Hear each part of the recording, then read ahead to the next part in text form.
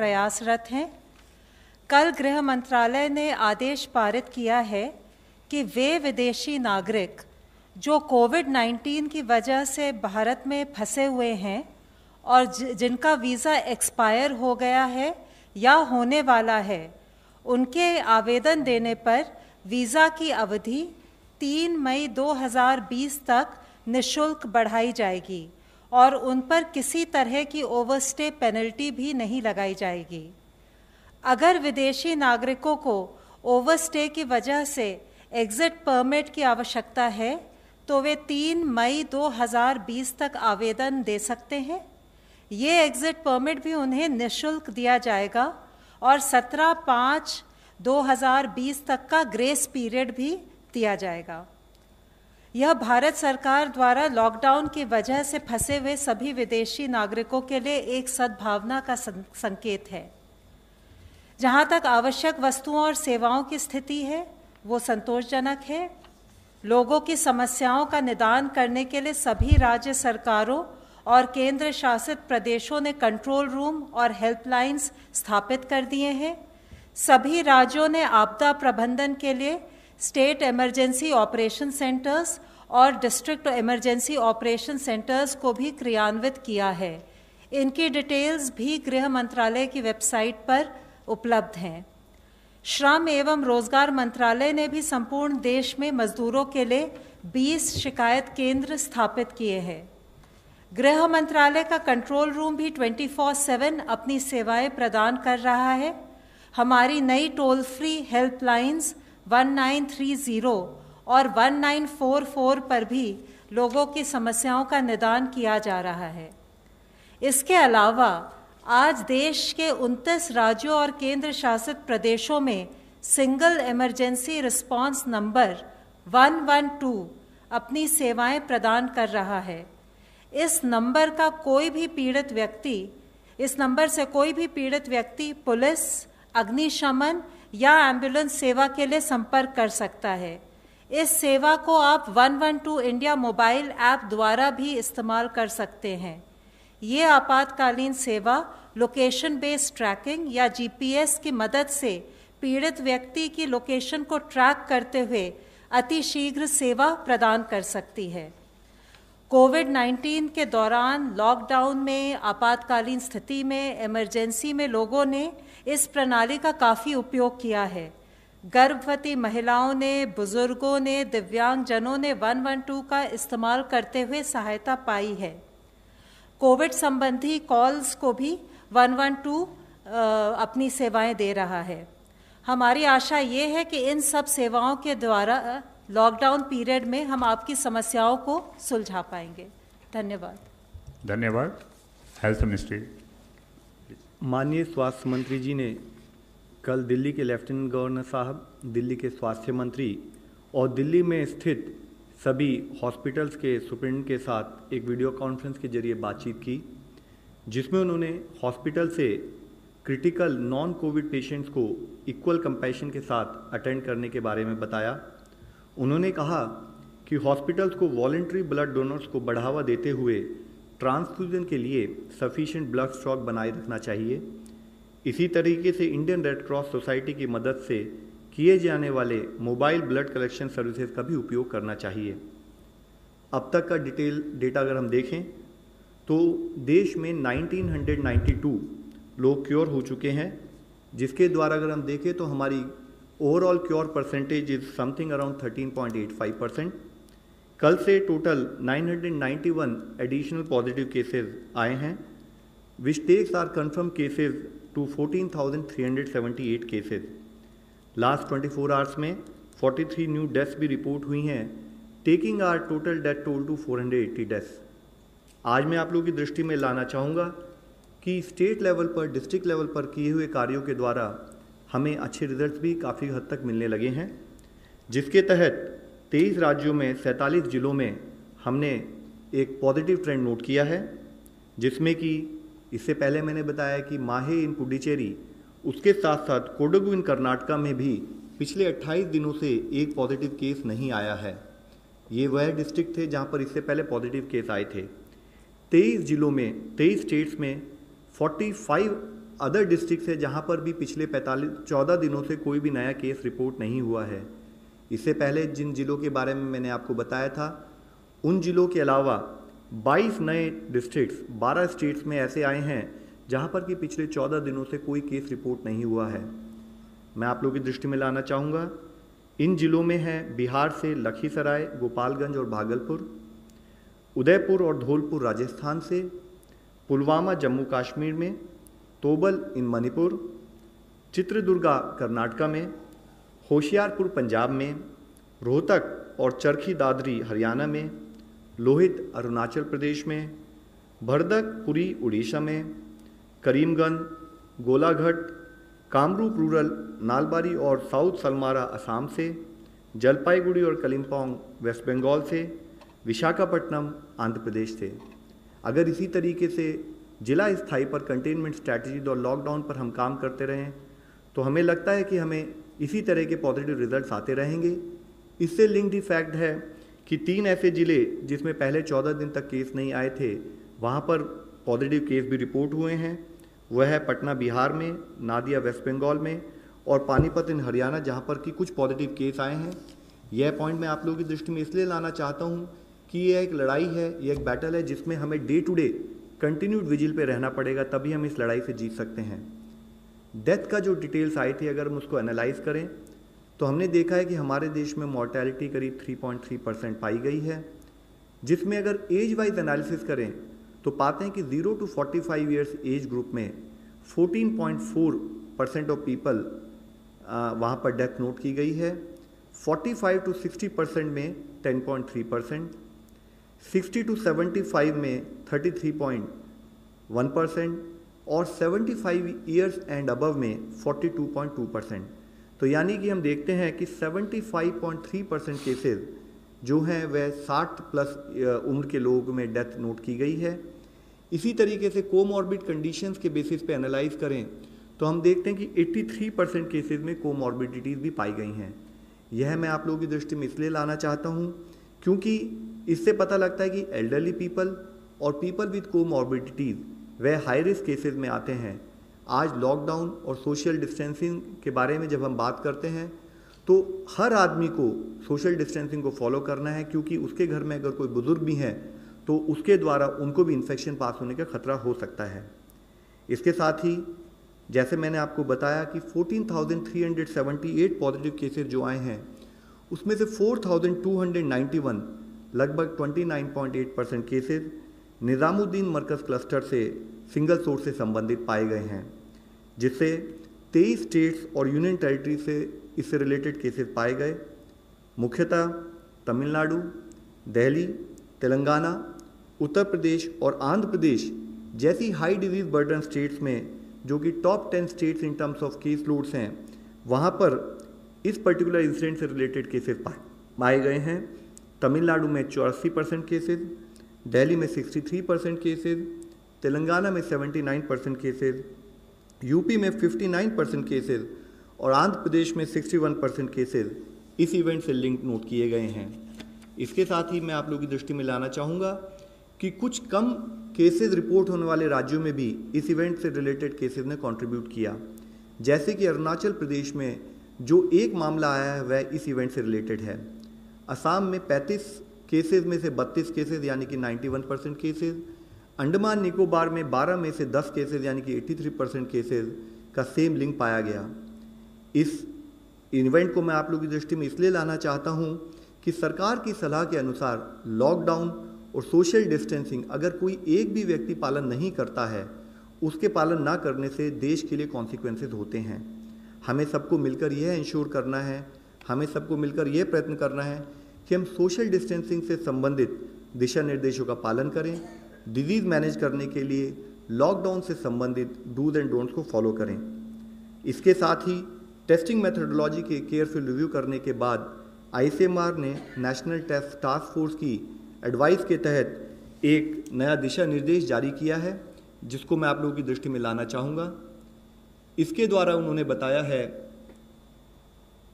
कि मुख्यतः जैसे आप लोग इस प्रेजेंटेशन के थ्रू देख सकते हैं कि real time PCR test is actually the gold standard frontline test for कोविड-19। ये पॉइंट इसलिए बताना जरूरी समझता हूँ कि हम सबको डिफरेंस पता होना चाहिए कि real time PCR test versus antibody test के क्या क्या रोल और क्या क्या लिमिटेशंस हैं। तो इसमें मैं बताना चाहूँगा कि रियल टाइम पीसीआर टेस्ट को ही हम कंफर्मेशन टेस्ट के रूप में मानते हैं। जो रैपिड एंटीबॉडी टेस्ट है वह इस टेस्ट को रिप्लेस नहीं करता, और रैपिड एंटीबॉडी टेस्ट का प्राइमरी पर्पज़ है कि वो prevalence of disease in a particular area के बारे में दर्शाता है, और इसकी यूटिलिटी जैसे कि इससे पहले भी अवगत किया गया है कि एंटीबॉडीज़ बनने में करीब मिनिमम 7 दिन लग सकते हैं बॉडी में। तो इसकी यूटिलिटी, अगर कोई आदमी इन्फेक्टेड है तो 7 दिन के बाद ही उसके सिम्टम्स आ सकते हैं, तो उसके बाद ही इसकी कोई हमें क्लैरिटी या कोई आउटपुट मिलता है। साथ ही रैपिड डायग्नोस्टिक टेस्ट का पर्पज़ कंफर्मेटरी टेस्ट के रूप में ना होते हुए एपिडेमियोलॉजिकल स्टडीज़ और सर्वेलेंस पर्पजेज़ के लिए किया जाता है। इस रैपिड एंटीबॉडी टेस्ट को भी जब किया जाए तो प्रॉपर मेडिकल सुपरविजन के तहत किया जाए, और साथ ही हमने ये बताया कि इस रैपिड एंटीबॉडी टेस्ट को हॉटस्पॉट में यूज़ करना है। इन केस किसी डिस्ट्रिक्ट, किसी स्टेट में अगर कोई एरिया हॉटस्पॉट के रूप में डिक्लेयर भी नहीं हुआ है, तो हम लोगों ने एडवाइस दी है कि वहाँ पर भी रैपिड डायग्नोस्टिक टेस्ट या तो हॉटस्पॉट का जो इमर्ज हो रहा है उसके एनालिसिस के लिए यूज़ किया जाए, या as a surveillance tool use किया जाए एपिडेमियोलॉजिकल पर्पजेज़ के लिए, ताकि आइडेंटिफाई किया जाए उन एरिया में जहाँ केसेस नहीं आए हैं। इसके साथ ही एक बहुत मुख्य इशू यह है कि रैपिड डायग्नोस्टिक टेस्ट वो सर्वेलेंस पर्पस से और एपिडेमियोलॉजिकल पर्पस से जो डेटा हमारे सामने प्रस्तुत करता है, उसके तहत अगर हमारे को कोई पॉजिटिव केस मिले तो उससे रिलेटेड हमें कॉन्टैक्ट ट्रेसिंग और फॉलोअप के लिए ज़रूरी है कि वह टेस्ट की डिटेल भी ऑनलाइन पद्धति से स्टेट लेवल पर, डिस्ट्रिक्ट लेवल पर और साथ ही नेशनल लेवल पर पहुँचे, जिसके तहत हमने आदेश ये दिए हैं कि जो भी रैपिड डायग्नोस्टिक टेस्ट करें वह भी covid19cc.nic.in/ICMR इस पोर्टल पर अपने आप को रजिस्टर करके उसके बाद ही इन टेस्ट का इस्तेमाल करें, ताकि इसके द्वारा मिली हुई इन्फॉर्मेशन को हम इस्तेमाल कर सकें। साथ ही देश की टेस्टिंग स्ट्रैटेजी में आप लोगों की दृष्टि में लाना चाहूँगा। इसमें जो बताया गया है कि चाहे वो PCR टेस्ट हो, चाहे वो point of care rapid diagnostic test हो, इनको किस किस लोगों के ऊपर करना है। इसमें मुख्यतः सिम्टोमेटिक इंडिविजुअल्स जिनकी कोई ट्रैवल हिस्ट्री हो, एसिम्टोमेटिक कॉन्टैक्ट्स जो कोई लैब कंफर्म केस के सिम्टोमेटिक कॉन्टैक्ट्स हो उनका टेस्ट होना चाहिए। इसी तरह कोई हेल्थ केयर वर्कर जो सिम्टोमेटिक हो उसका टेस्ट होना चाहिए। साथ ही कोई सीवियर एक्यूट रेस्पिरेटरी इलनेस से अगर कोई पेशेंट हो जो किसी फैसिलिटी में जाता है, उसको अगर कोई फीवर, कफ या शॉर्टनेस ऑफ ब्रेथ हो उसकी टेस्टिंग होनी चाहिए। और एसिम्टोमेटिक यानी कि जिसके कोई सिम्टम नहीं है उसका तब टेस्ट करना चाहिए जबकि या तो वो किसी हाई रिस्क कन्फर्म्ड केस का डायरेक्ट कांटेक्ट हो, और उसकी भी टेस्टिंग तब करनी चाहिए 5वें दिन और 14वें दिन जब वो कांटेक्ट में आया हो, ताकि उसके बेसिस पे हम क्लैरिटी ले सकें कि अगर कोई कंफर्मेटरी टेस्ट है नहीं है। इसके साथ ही अगर एक एल्गोरिथम के रूप में हम देखें कि एडिशनल अगर कोई हॉटस्पॉट एरिया में हम कोई टेस्टिंग करते हैं तो हमारा प्रयत्न ये होगा कि हॉटस्पॉट एरिया में भी जो किसी की अगर फीवर, कोल्ड और कफ के सिम्टम्स हों, तो अगर 7 दिन से पहले अगर उस आदमी को ऐसे सिम्टम हों तो हम RT-PCR टेस्ट के द्वारा उसको आइडेंटिफाई करें। अगर पॉजिटिव है तो उसे कंफर्म केस मानकर एक्शन प्लान के तहत कार्य करें, नेगेटिव है तो भी उसे ससेप्टेबल मान के हम उसको मॉनिटर करें। इसी के साथ ही अगर कोई केस जिसको ये सिम्टम है फीवर, कफ और कोल्ड के, तो अगर उसको 7 दिन से ज़्यादा हो चुके हैं इन सिम्टम्स के साथ, तब हम उस केस में रैपिड एंटीबॉडी टेस्ट का इस्तेमाल कर सकते हैं। और अगर वो पॉजिटिव आए तो उसको क्वारंटाइन रखें और साथ में उससे रिलेटेड कॉन्टैक्ट ट्रेसिंग का कार्य शुरू करें। इसके साथ ही अगर वो नेगेटिव आए तो क्योंकि इससे 100% कन्फर्मेशन उस टाइम तक नहीं मिला, तो वो इसको 14 दिन यानी कि 7+7 उस दिनों तक मॉनिटर करें। और अगर कोई क्लिनिकल सस्पिशन हो, क्लिनिशियन के लेवल पर एनालिसिस करके ज़रूरत पड़े तो PCR टेस्ट भी करें। साथ ही जैसे हमने कल डिस्कस किया था, आज जो भी हमारे रिजल्ट आ रहे हैं उनके पीछे मुख्यतः फील्ड लेवल पर जो हमारे कोविड के जो योद्धा हैं, कोविड के जो कंसर्न एम्प्लॉयज़ हैं जो मिलके काम कर रहे हैं, उसी का रिज़ल्ट हम लोग देख पा रहे हैं। इससे पहले हम लोगों ने आगरा और दिल्ली और एम्स वगैरह के बारे में बात की थी कि कैसे कोविड डेडिकेटेड हॉस्पिटल बनाए जा रहे हैं। आज मैं आप लोगों की दृष्टि में लाना चाहूँगा कि कैसे केरला का एक ज़िला कासरगोड में इस तरीके से कंटिन्यूड एफर्ट करते हुए जो हमारी क्लस्टर कंटेनमेंट स्ट्रैटेजीज़ हैं उनको इस्तेमाल करते हुए कैसे अच्छे रिजल्ट हमें दिखाई दे रहे हैं। उसके तहत अगर आप देखें तो इस जिले में 168 टोटल पॉजिटिव केसेस आए, जिसमें से 113 केस 113 केस ऑलरेडी क्योर हो चुके हैं। और सबसे पॉजिटिव बात है, क्लिनिकल मैनेजमेंट पर फोकस करते हुए जिले में एक भी डेथ रिपोर्ट नहीं हुई है। आज 55 एक्टिव केसेस है जिनको भी प्रॉपरली क्लिनिकली मॉनिटर किया जा रहा है। साथ ही अगर आप देखें इन टर्म्स ऑफ इसके क्या चैलेंजेस थे जिले के, तो वहाँ पर अब्रॉड पॉपुलेशन अराउंड 15.38% थी। थर्ड केस जो इंडिया में रिपोर्ट हुआ उसकी चाइना से ट्रैवल हिस्ट्री थी, उसको जिले में कंटेन किया गया, मॉनिटर किया गया। सेकेंड वेव जब 16 मार्च से वेस्ट एशिया से जो इस जिले के रहने वाले लोग लौटे, तो उसकी वजह से सडन स्पर्ट इन केसेस वहाँ पर नोट किया गया। काफ़ी चैलेंजेस थे। चैलेंजेस के रूप में देखें तो एक बॉर्डर डिस्ट्रिक्ट था, स्टेट कैपिटल से दूर था, जोग्राफिकली डिस्टेंट था मेजर टाउन से। साथ में इतने सारे लोग एन मास जब लौटे विदेशों से जो एक्सपैट्रिएट, तो वो किसी एयरपोर्ट पर आए, किसी एयरपोर्ट से डिफरेंट मेथोडोलॉजी से ट्रैवल करके रेल से रोड से वो ज़िले में पहुँचे, तो उससे संबंधित कॉन्टैक्ट ट्रेसिंग उन सब केसेस में एक बहुत बड़ा चैलेंज भी था। इसके साथ ही अगर हम देखें कि क्या स्ट्रैटेजिक अप्रोच ज़िले ने ली, तो सबसे पहले स्टेट गवर्नमेंट की तरफ से एक सीनियर ऑफिसर को वहाँ पर स्पेशल ऑफिसर के रूप में अपॉइंट किया गया, ताकि वो जिला एडमिनिस्ट्रेशन के साथ जिले के जितने भी विभिन्न अंग हैं उनको कोऑर्डिनेट करके उनके साथ काम कर सके।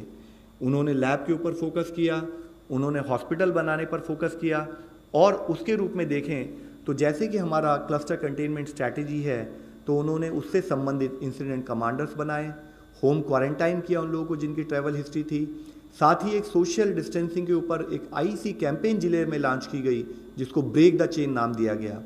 सारे जितने भी हमारे क्लस्टर के रेड कलर में जो हमने कंटेनमेंट जोन बनाई उनको आइडेंटिफाई किया गया।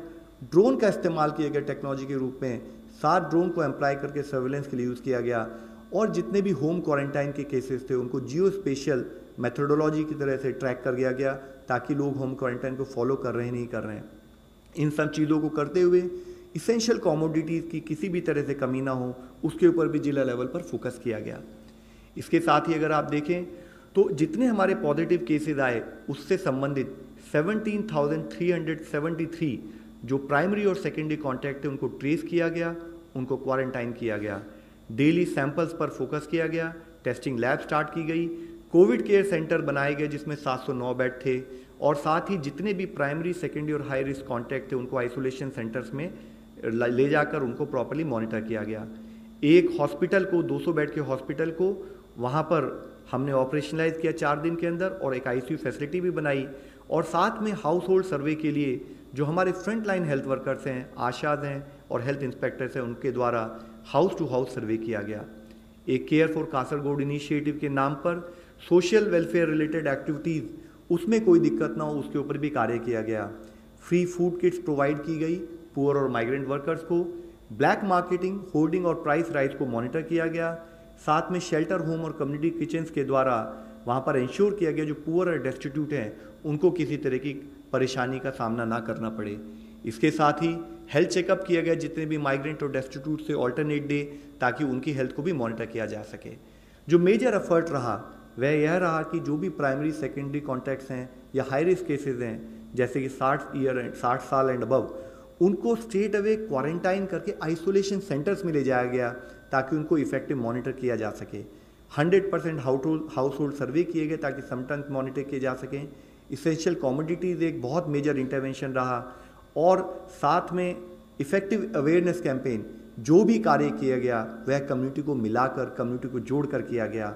और मैं आप लोगों को आखिर में यही बताना चाहूँगा कि we really got to know, we got very positive results कि जब लोग ट्रीटमेंट के बाद, क्योर होने के बाद वो अपने घर लौटे।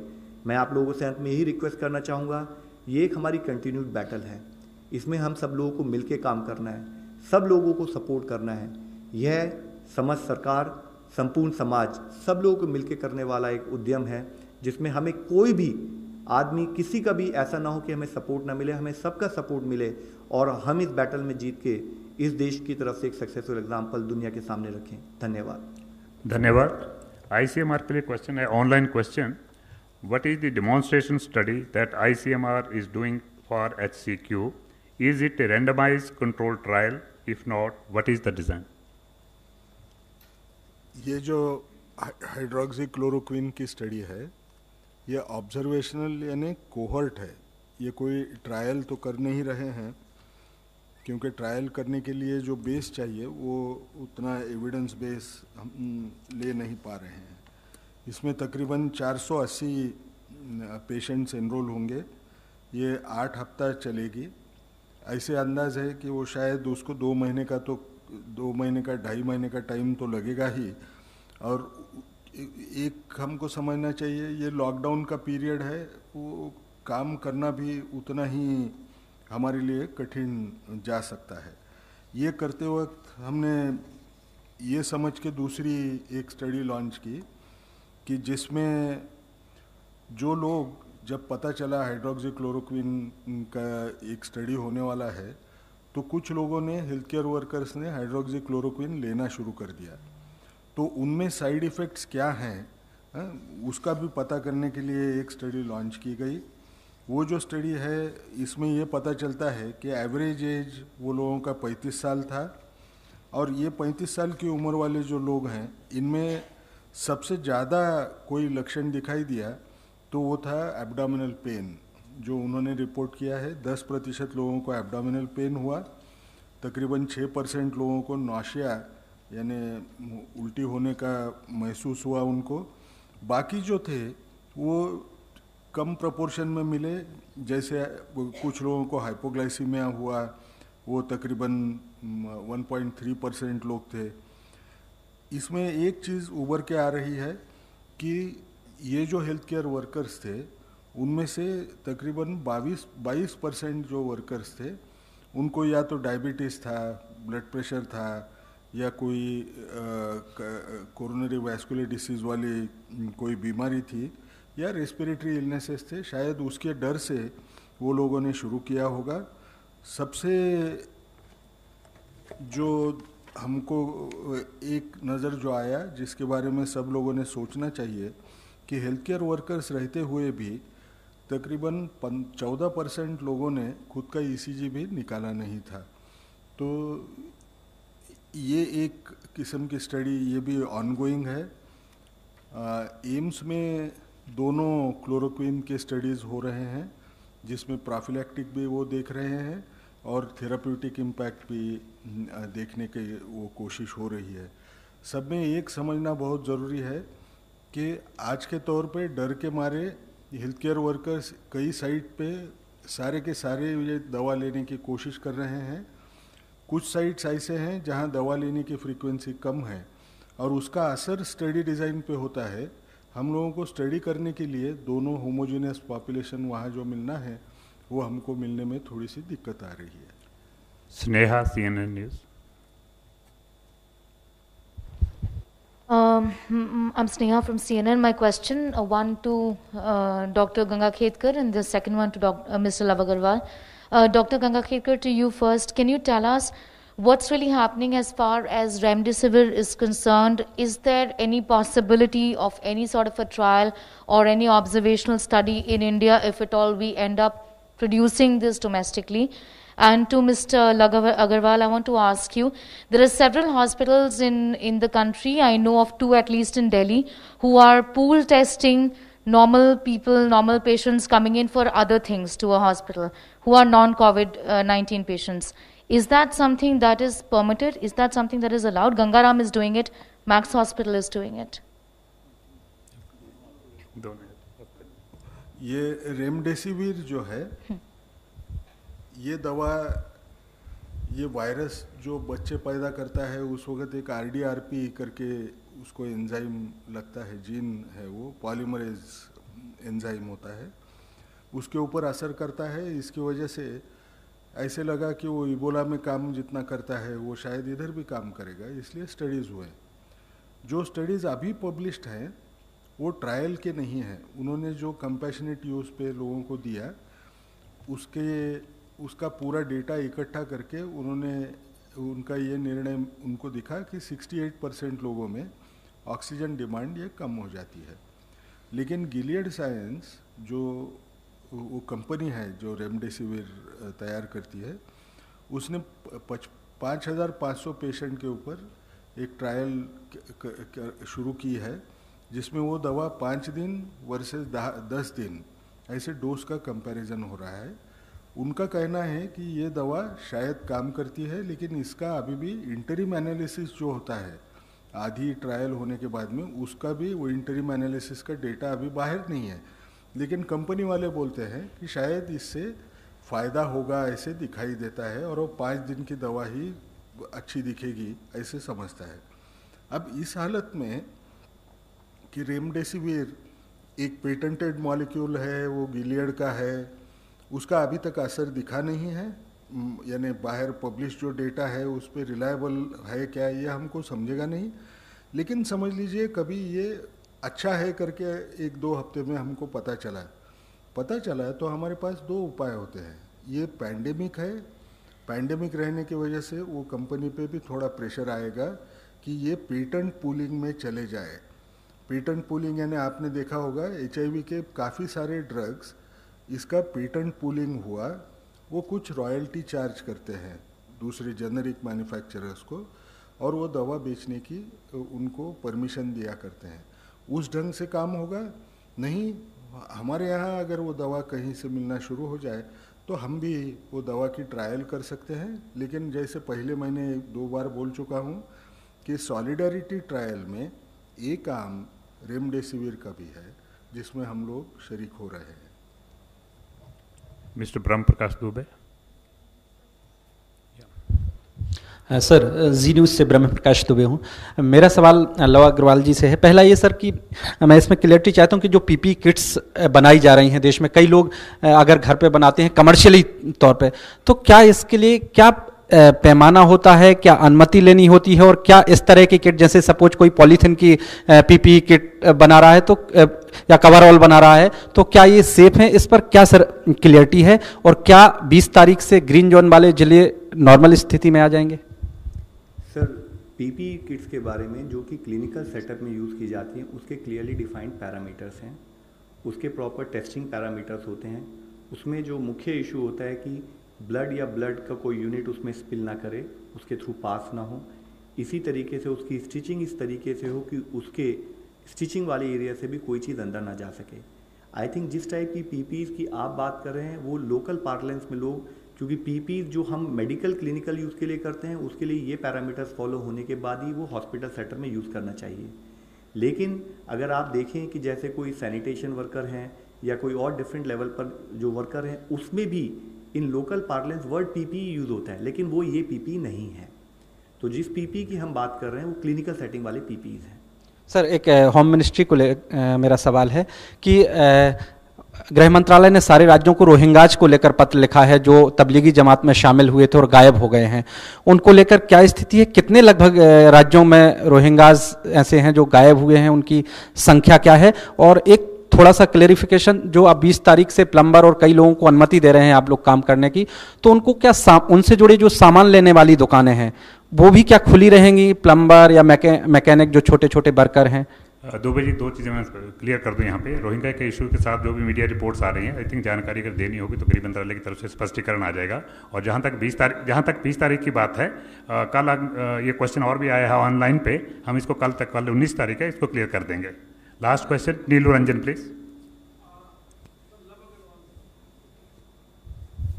सर, ये टोटल नंबर जो तबलीगी जमात के जो संक्रमित व्यक्ति हैं उनका बता दीजिए। और दूसरा सवाल ये है गृह मंत्रालय से कि आखिर उनको ढूंढने में पुलिस विफल क्यों हो रही है, और ख़ासतौर पे दिल्ली की पुलिस जो गृह मंत्रालय के अधीन है वो साद को अभी तक नहीं ढूंढ पाई। उनको क्वारंटाइन करना कितना ज़रूरी है सब जानते हैं, आप डेली बोलते हैं क्वारंटाइन होना चाहिए, और तबलीगों को ढूंढने में पुलिस बिल्कुल विफल हो रही है। सर, मैंने इससे पहले आपको नंबर बताया था, 4291 cases link with the event are noted. पहले भी आपको मुद्दे पे जानकारी दे दी गई है कि कितने लोगों को क्वारंटाइन किया गया है, चाहे वे स्थानीय कोविड अफेक्टेड लोग थे या उनके संपर्क में आए लोग थे। करीब 40,000 ऐसे लोगों को क्वारंटाइन कर दिया गया था। और जैसा धतवालिया जी ने बताया, बाकी डिटेल्स जो लॉकडाउन से संबंधित है वो आपके साथ कल डिटेल में शेयर करेंगे। Thank you friends, thank you very much.